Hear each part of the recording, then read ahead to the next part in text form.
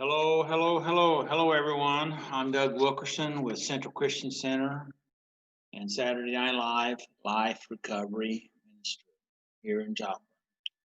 Hey, I'm here to uh, try to help uh, deal with those things that are in your life, hopefully to add some strength, value, some peace, and encouragement, um, possibly some new strategies or tools to help you to address life and deal with the messiness of life, because life is messy and there's all parts of different parts of life trying to push us down, but I want to try to help you up.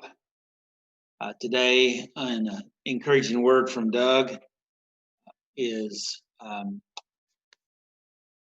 are you uh, lonely? Excuse me. Do you feel hungry, angry, lonely, or tired? A, uh, a key to maintaining life in the battle of life, and life is a battle, is a combination of self-care, taking care of yourself, and also self-awareness, being aware of yourself, being in the present, being in the now where God is, uh, to be able to navigate the things of life, because oftentimes we don't want to be in the present. A lot of us struggle. We're either in the future or in the past, instead of being in the present. And to really to master our emotions, our thoughts, this life, we need to be in the now. We need to take care of ourselves and recognize the signs that come to us, that help us, that can help us to prevent relapse or major disturbances in our life. A tool that a lot of people use is when it's called HALT, like stop, but HALT, and that's an acronym for HALT, or for hungry, angry, lonely, or tired. It's a simple and basic system tool to help you to, um, be aware of your life and what's going on inside your body and your mind and your emotions, to try to get a read on yourself. Because if you're not aware, then you're not able to do anything about it, and that's the awareness aspect. And then the self care is to become aware and then do something about it. And hopefully, these things will help you. This system's used in parenting and in chemical dependency and in a lot of different situations, just to encourage people to check in on themselves. And oftentimes we need a system to do that. So if we can in the future be aware whether how we're feeling, what if we're hungry, angry, lonely, or tired. It's an easy way to address, because our body is sending us signals, warning signals of something's going on, and if we can deal with it, then we can hopefully deal with it before we get to a breaking point. Sound like a good deal? I want to read a scripture out of 3 John 1:2. It says, "Beloved, I pray that all may go all may go well with you, and that you may be in good health." He's talking about our physical being, as it goes well with your soul. Dr. Carolyn Leaf, which is a Christian neuroscientist, says that our soul is made up of our mind, our will, and our body. 3 different parts: our mind, our will, and our emotions. 1 Corinthians 3:13. This is out of the ESV Bible. Says, "No temptation has overtaken you that is not common to man." Okay. Start off with, there's nothing that's coming at us that's uncommon. It's all common. What's what's coming my way has come to many other folks. So we're all dealing with similar or the same stuff. God is faithful, and He will not let you be tempted beyond your ability. But with the temptation, He will provide a way of escape. And this is my main point here that I wanted to extract out of this scripture, is that things come and it's not going to be outside of our ability, and He'll give us a way of escape to how to deal, how to cope, how to manage, how to overcome every temptation. And that's great to know, but we have to be willing to be self-aware and to recognize them, what's going on. And these four four systems here to help you to check in with yourself to get an idea of what's going on with you, because there's, it's a signal. It's a signal. It's trying to tell, hey, attention here, attention here. So let's listen. One more scripture out of Proverbs 17:22. It says, a joyful heart is good medicine.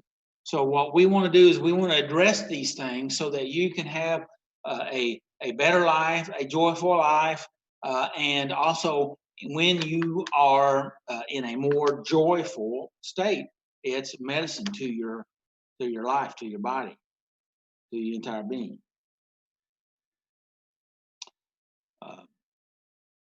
I've already read John 3:2, but I want to read it out of the New King James. It says, beloved, I pray that you will prosper in all things and be in health, just as your soul will prosper. So you know the old saying that prosperity takes work, and to have a healthy body, healthy mind, healthy spirit, to have financial prosperity, in all these different forms of prosperity, it does take work. But He's there to help you. He's provided a way for us. Okay. The H in the acronym HALT, hungry. Hungry can be two things. It can be physical, it can be emotional. We're all pretty accustomed to knowing about, I'd say, the physical aspects of hunger. We know when we're hungry. We may not be so good about what we feed ourselves, because we don't feed ourselves sometimes nutrition to help our body, because oftentimes we can feed it junk and curb that hunger, but it doesn't really help us. But then you're hungry again, and your body keeps hollering for food, feed me, feed me, feed me. Primarily, a lot of that is sugars and starches, which are sugars. The emotional aspect is that we're hungry, and I'm sure that most of you, if not all of you, like me, there's been times I've walked to the refrigerator to see what I could eat when I knew I just had eaten. I was already full. But there was something inside of me saying, I need something. I need some nourishment, but it wasn't food that I was looking for. It was emotional nourishment. It was spiritual nourishment. It was a different kind of hunger. Okay, and so we need to be aware of, wait a minute, I'm getting a signal here, and what's that signal? Sometimes in the emotional realm, we're looking for accomplishment or understanding from somebody. Those are emotional needs. And if we would just make connection with somebody or something, maybe it's reading scriptures, or maybe it's listening to some music, or maybe an inspired program to help feed some of that emotional hunger, that will help us. Because if we allow ourselves to fall into an unhealthy spot, that's when problems start taking place.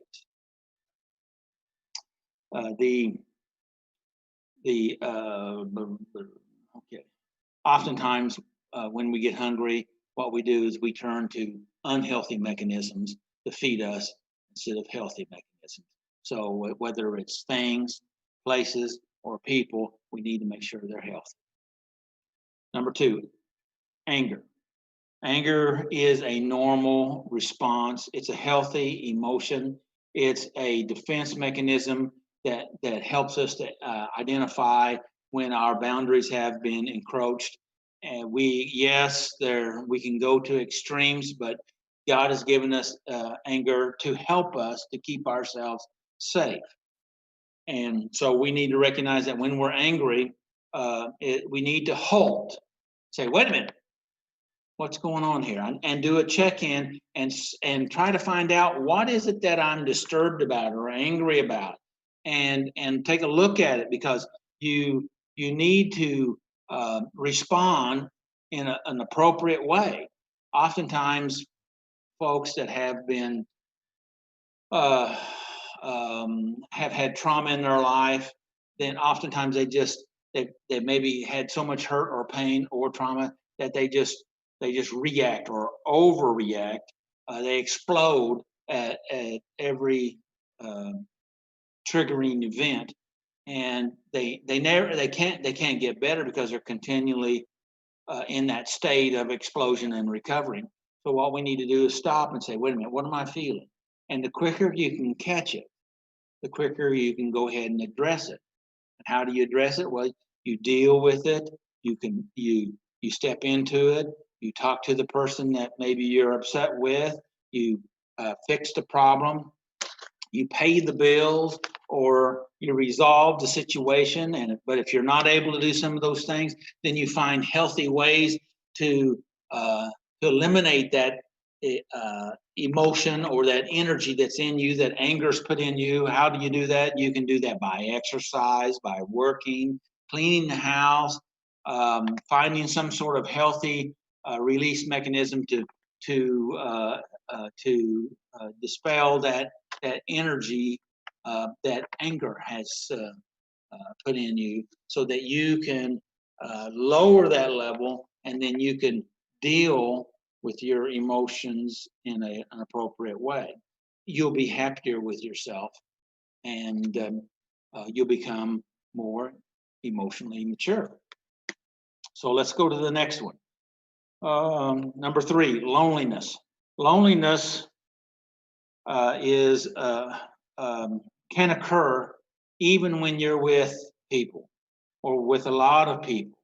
In fact, a lot of famous people that do maybe singers and things like that, or they're with people all the time, but they feel isolated when they're in the crowd because they're disconnected emotionally. And we can do that. We can isolate ourselves.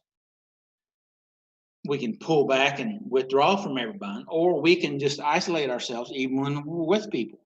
I've done that. We all can do that, and to at sometimes that may even to some degree be healthy. But when we get stuck in those things, and that's where problems arise, because then you get emotionally hungry. You get so lonely that you kind of back yourself into an emotional cave, and then eventually you're going to come out.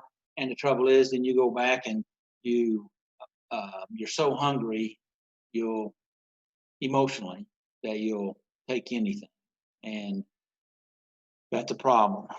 Um, Being lonely is self-imposed situation. You put that in yourself. I know you believe it's somebody else's fault. They treated you bad, or I was raised this or that. I understand. I'm sorry.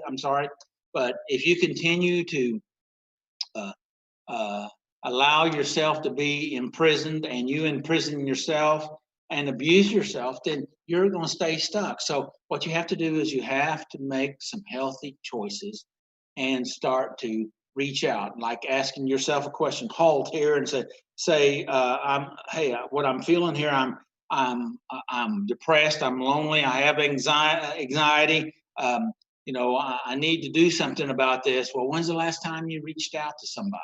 When's the last time you made a phone call to a friend? When's the last time you went to a meeting?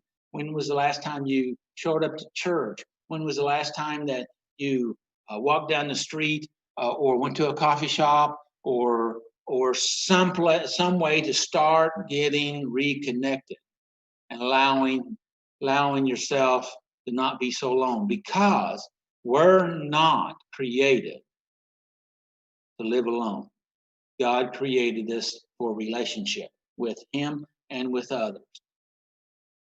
And one of the major punishments that that the world has used to punish people is isolation, because it affects you. There is scientific research saying it affects you mentally and emotionally by being disconnected from people. So number 4, tiredness. Tiredness takes a toll on the body and the mind and the spirit. And if you've been on the run, days in, days out, doing errands, activities, meetings, goals, targets, perform, you're always pushing a deadline. That will eventually cause you to be tired. And when you get tired, then you're not able to function the way that you really need to, because you start running on lower energy. You're not able to think as clearly, function as clearly.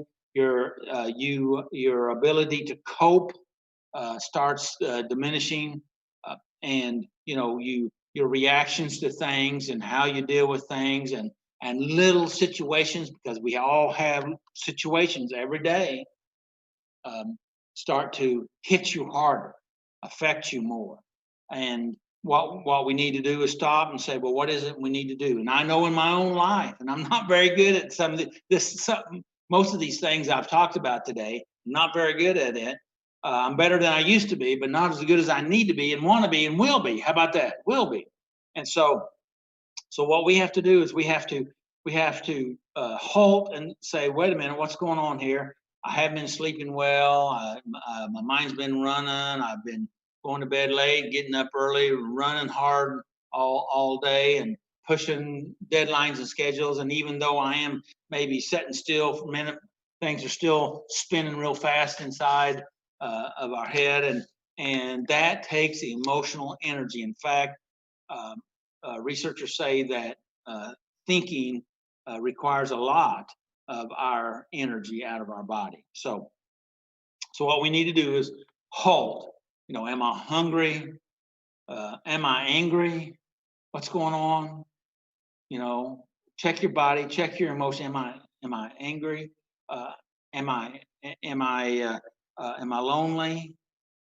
And sometimes loneliness is a hard one to detect. It really depends on the makeup of the person. But you're lonely, tired. A lot of us can go either to hungry or tired. Now some people are always hungry. I have people all the time just say they're hungry, and there is the word that came out a few years ago, and it was hangry, a combination of angry and hungry. And so anyway, honestly, we need to assess ourselves. We need to take a minute. It doesn't take a full minute to just look at it. Just kind of scan yourself. Am I angry? What's going on? Could I be angry? Am I hungry? Am I lonely? Am I tired? Just scan yourself, and doing this every day can eliminate or assess some of the stressors in your life, so that you can then easily deal with them. Of course, you have to deal with them. You can't just say, "Yeah, I'm angry, and I'm going to stay angry," and or hungry, or tired, or lonely. You need to do with it, and to do that, if you go back, that's that life being prosper, our soul to prosper, and to be able to prosper mentally, emotionally, physically, socially, financially, we need to have a healthier life, healthier being. And the way we do that is by assessing ourselves and then dealing with it, because we have to take control of ourselves, how we think, how we feel, how we behave, and we have to. We're driving this. We just have to take responsibility. So anyway, glad you were with me today, and may the Lord bless you and keep you. May His face shine upon you and give you His peace. Hey, the best choices are healthy choices, so make healthy choices. For all of us here, Central Christian Center, hey, have a good day and a good life. Till next time.